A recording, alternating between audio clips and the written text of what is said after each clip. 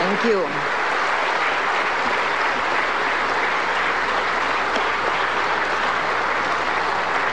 Thank you, Speaker Nograles. Senate President Villar, Senators and Representatives, Vice President De Castro, President Ramos, Chief Justice Puno, members of the Diplomatic Corps, ladies and gentlemen. I address you today at a crucial moment in world history.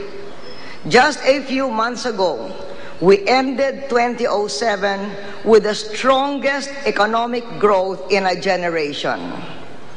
Inflation was low, the peso strong, and 1 million new jobs were created. We are all looking to a better, brighter future.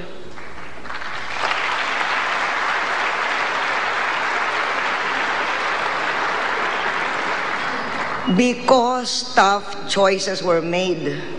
Kumikilos na ang bayan sa wakas. Malapit na sana tayo sa pagbalanse ng budget. We were retiring debts in great amounts, reducing the drag on our country's development habang namumuhunan sa taong bayan.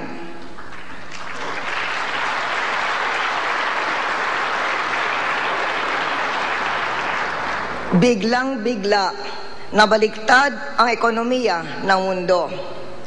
Ang pagtalo ng presyo ng langis at pagkain ay nagbunsod ng pandaigdigang krisis, the worst since the Great Depression and the end of World War II.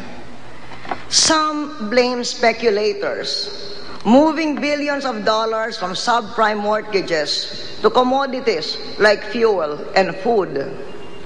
Others point to the very real surge in demand as millions of Chinese and Indians move up to the middle class. Whatever the reasons, we're on a roller coaster ride of oil price hikes, high food prices, and looming economic recession in the US and other markets. Uncertainty has moved like a terrible tsunami around the globe, wiping away gains, erasing progress. This is a complex time that defies simple and easy solutions. For starters, it is hard to identify villains, unlike in the 1997 financial crisis. Everyone seems to be a victim, rich countries and poor, though certainly some can take more punishment than others. To address these global challenges, we must go on building and buttressing bridges to allies around the world, to bring in the rice to feed our people, investments to create jobs, and to keep the peace and maintain stability in our country and the rest of the world.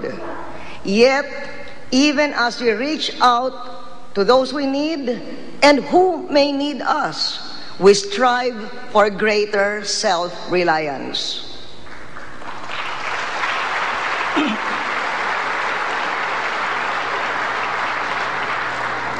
Because tough choices were made, the global crisis did not catch us helpless and unprepared.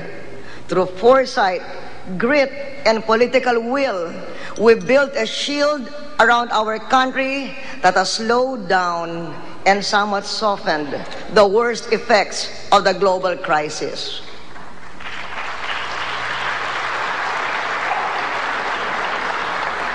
We have the money to care for our people and pay for food when there are shortages, for fuel despite price spikes.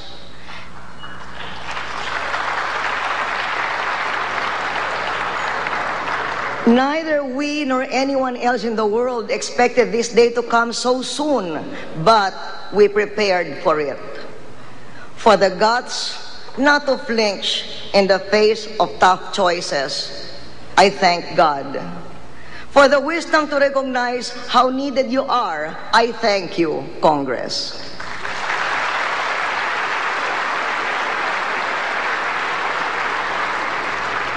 For footing the bill, I thank the taxpayers.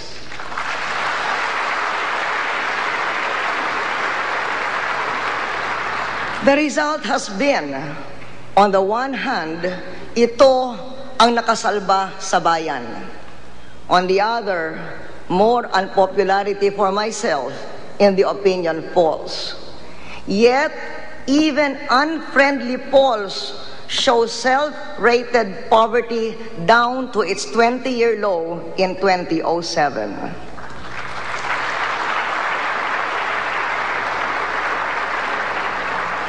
My responsibility as president is to take care to solve the problems we are facing now and to provide a vision and direction for how our nation should advance in the future.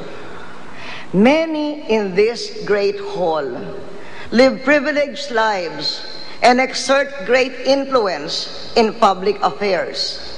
I am accessible to you, but I spend time every day with the underprivileged and underrepresented who cannot get a grip on their lives in the daily all-consuming struggle to make ends meet. Nag-aalala ako para sa nakakaawang may bahay na pasan ang pananagutan para sa buong pamilya. Nag-aalala ako para sa magsasakang nasa unang hanay ng pambansang produksyon ng pagkain, ngunit nagsisikap pakanin ang pamilya. I care for hardworking students, soon to graduate and wanting to see hope of a good job and a career prospect here at home. Nag-aalala ako para sa 41-year-old na padre de pamilya na di araw-araw ang trabaho at nag-aabala sa asawa at 3 anak at dapat bigyan ng higit pang pagkakakitaan at dangal. I care for our teachers who gave the greatest gift we've ever received, a good education, still trying to pass on the same gift to succeeding generations. I care for our OFWs, famed for their skill, integrity, and untiring labor, who send home their pay as the only way to touch loved ones so far away.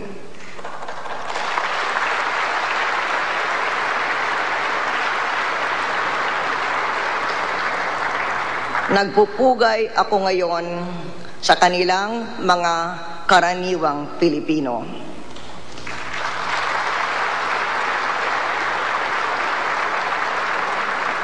My critics say this is fiction, along with other facts and figures I cite today. I call it heroism, though they don't need our praise. Each is already a hero to those who matter most, their families. I said this is a global crisis where everyone is a victim, but only few can afford to avoid or pay to delay the worst effects. Many more have nothing to protect them from the immediate blunt force trauma of the global crisis. Tulad ninyo, nag-aalala ako para sa kanila. Ito ang mga taong bayan na dapat samahan natin, not only because of their sacrifices for our country, but because they are our countrymen.